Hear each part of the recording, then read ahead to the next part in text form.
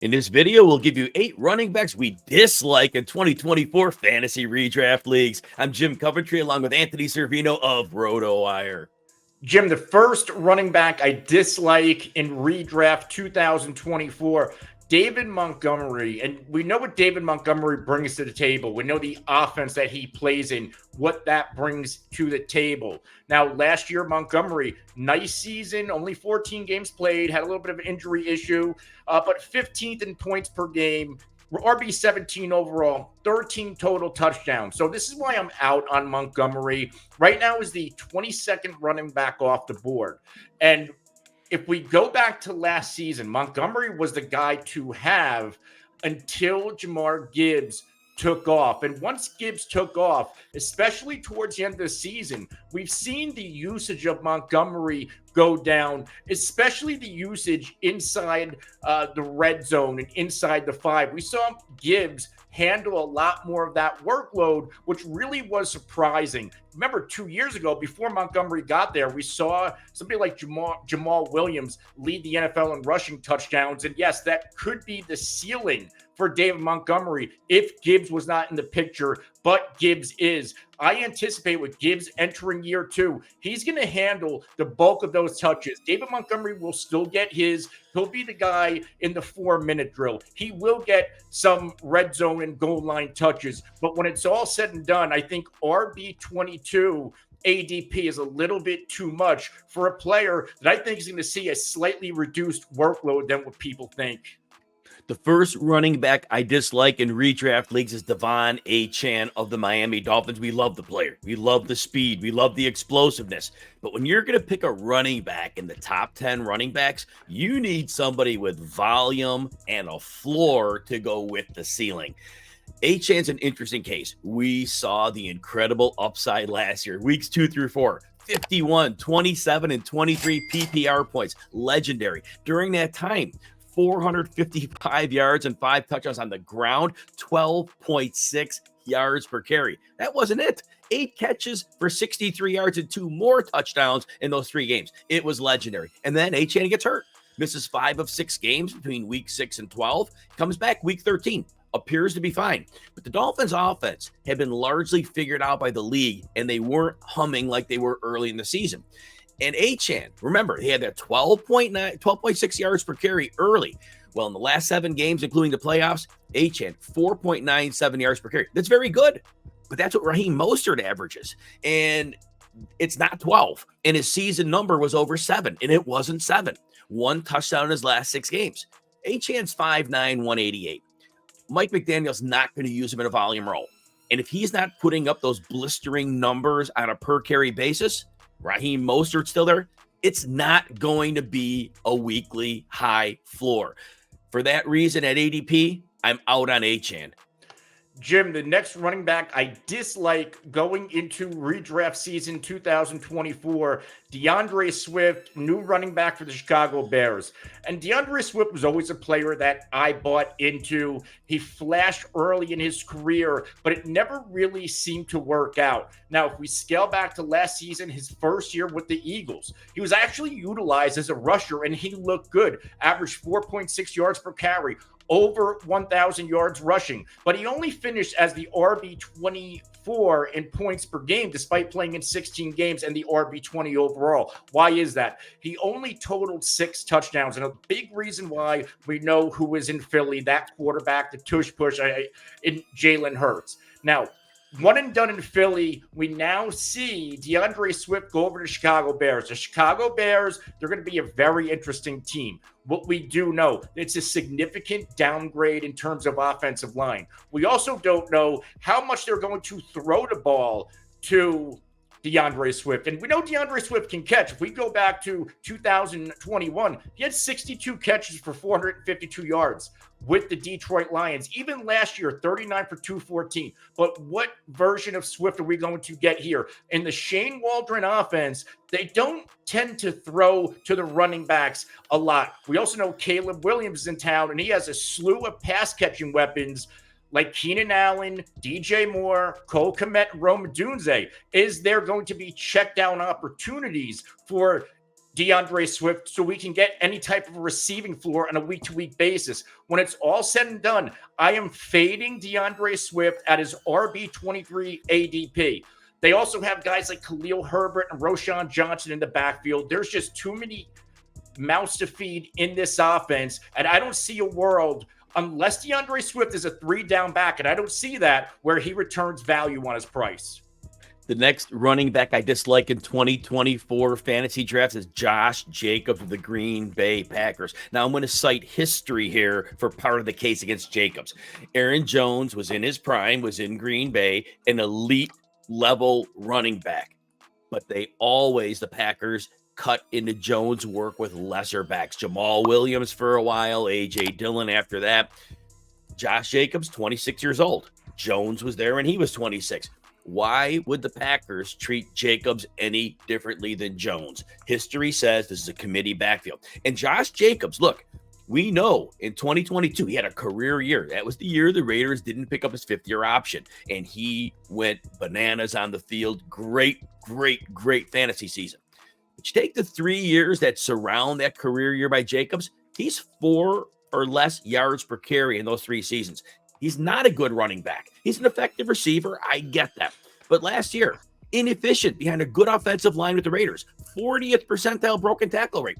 33rd percentile yards after contact. Zamir White and Les Work had better measurable numbers than Jacobs. So that's an apples to apples. So all that said, Green Bay used the 88th overall pick in this year's draft to select Marshawn Lloyd. Now, have your opinions about Lloyd, but that is not a throwaway pick. And I know the Packers had a lot of draft capital. My guess is that Lloyd is going to get mixed in. Maybe A.J. Dillon gets mixed in for that matter. But nonetheless, Jacobs needs extreme volume to be a great fantasy option. I don't think it'll be there. I'm fading him. And if you enjoy videos like this, please consider hitting the like button and subscribe to the RotoWire Fantasy Football channel on YouTube. Also, check out all of our fantasy football content, including our draft package and rankings, by getting a free 2-day trial with no credit card needed. You just go to rotowire.com/Jim to see all of our content. Jim, the next running back I dislike going into redraft season 2024, Zach Moss, new rusher, Cincinnati Bengals. He gets a backfield. He takes over a backfield vacated by Joe Mixon, one of the better non-sexy 3-down backs in the NFL. The opportunity looks great, but if we look at Zach Moss, there's a lot more bad, and I get recency bias. What he did last season for the Colts when Jonathan Taylor was out was phenomenal. He was winning fantasy football weeks for people. But when Taylor came back and towards the end of the season, we've seen Moss, his play was a little bit less efficient. Even if we scale back to his first few years in the league with the Buffalo Bills, people forget he was not a very good running back at all. And the Bills couldn't wait to move on from him. And this was a Bills team that were desperately looking for a running back, and they couldn't wait to move off of Moss. So if we look at now Moss with the Cincinnati Bengals, are we going to see any semblance of the player we saw in early 2023 with the Colts? I'm going to sway no. And the reason why, this is a significant downgrade in terms of the offensive line. The Colts line is built to run the football. The Cincinnati Bengals, their line is a work in progress. This is a team that's used to throwing the football and leaning on Joe Mixon to move the chains. I'm not quite sure what the Zach Moss role is going to be. Now, last year, 27 receptions for 192 yards. The 27 catches was a career high, the 192 second most. But he's not going to be catching a lot of passes in this offense with a young player like Chase Brown, who in a small sample size, we know he's explosive. We know he's an excellent receiver out of the backfield. So when it comes to valuing Moss in fantasy football, is he going to get the volume to return value? Is he going to get the pass catching opportunities to return value? And is he going to get red zone opportunities to return value? At the RB29 ADP, there are other players I like a lot more that are going around him. The next running back I dislike in fantasy drafts 2024, Alvin Kamara of the New Orleans Saints. And I'm not going to dispute it. Kamara was a fantasy football superstar last year. Only played 13 games, 1,160 scrimmage yards, 6 touchdowns, 70 5 receptions. That was a phenomenal season. Here's what I want you to know. First of all, last year, Derek Carr was under a ton of pressure. And I get it, their line isn't going to be great, but those were dump off passes. This year, Clint Kubiak comes in. There's going to be a lot of play action. And this offense is predicated on play action, give Carr a bit more time, and then use the alpha receiver a lot more on shorter routes. Olave was used on too many deep routes. Last year took time to develop, which they didn't have. A lot of those 75 targets are going to Chris Olave. Not a majority, but a good number of them. Also, when Kamara was on the field from an NFL perspective, not fantasy, he is in steep decline. He'll be 29 this year, but last year, 15th percentile broken tackle rate, 27th percentile after contact. Now, all right, as a receiver, he's got to be better, right? Because that's his game. Nope, 24th percentile yards after the catch. He is a player in steep decline, was driven by volume. Now, it's possible Kendre Miller's already hurt during camp with a hamstring. Jamal Williams on the roster, probably done as well. There is a world where Kamara gets extreme volume again. But if they get any contributions from other running backs that can play well, if Miller plays even half a season and looks good, it's going to cut into that extreme volume for Kamara. But there's going to be another year of decline, so I'm out. Jim, the next running back I dislike going into redraft fantasy football season 2024, Austin Ekeler of the Washington Commanders. Austin Ekeler last year had one of the worst seasons of his career, and by far his worst, not only in fantasy, but also in efficiency across the board in a number of years. Now, Austin Ekeler in free agency, this is not the case where with some players we say follow the money. Do we really follow the money when it comes to Austin Ekeler? I'm going to say no here. He's roughly at a $4 million a year AAV. That's borderline backup running back money. When we see Tony Pollard, he signed for ravely $8 million a year. Austin Ekeler, I'm going to make this comparison. Derrick Henry, both aging. Derrick Henry lands the Baltimore Ravens, a contender vying for a Super Bowl. If NFL teams around the league saw that same value in Austin Ekeler, why did he end up with the Washington Commanders?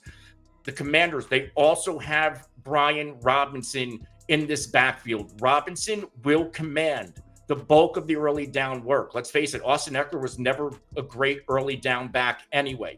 And I think people also realize Brian Robinson, he's an underrated receiver out of the backfield. He was one of the more efficient running backs, didn't get a lot of opportunities, but when he did, he made defenders pay after the catch when he was going out for passes. Now, Austin Ekeler, I just don't see a world where he returns any significant fantasy value. And the consensus, they do see him at a value at his current RB 32 ADP. But when you can get Brian Robinson a few spots ahead of Austin Ekeler, that is a player from this backfield I want, and I'll fade Ekeler. The last player I dislike in 2024 fantasy drafts is James Cook of the Buffalo Bills. Now, James Cook was below average breaking tackles, 37th percentile, but he was good in yards after contact, 66th percentile. Here's the problem with Cook. The more work he got, the less efficient he became. In the last 5 games after the Bills gave him a very strong workload, again, those last 5 games, 2.64 yards per carry. The Bills had to have learned a valuable lesson about overworking an undersized back, because on the season, Cook was 4.7 yards per carry. You look at those numbers, you're like, oh, he's great. But those end of the season numbers teach us a lot. Well, the team brings in Ray Davis. Ray Davis is an inside grinder. That's going to be those carries that Cook is not going to be able to take because they don't want to wear him down. The other problem I see is Stephon Diggs is gone. There is no receiving option on the Bills that will scare opposing defenses. I'm expecting opposing defenses to walk more people closer to the line of scrimmage and make the interior options sweat it out more, see more traffic. And I think that's going to diminish James Cook's opportunity to gain yards after receiver. And his receiving usage was inconsistent last year anyway. But unless he is a featured option there, which I don't necessarily see that, because Josh Allen is looking to go downfield as much as he can. I think you put this all together, Cook's going to top out maybe 13 to 15 touches a game, where last year he was getting in the 17 to 20 range. That's going to be a problem. Efficiency's a problem. He's not likely to see much work near the goal line between Josh Allen and Ray Davis. So again, James Cook is a player I dislike in 2024.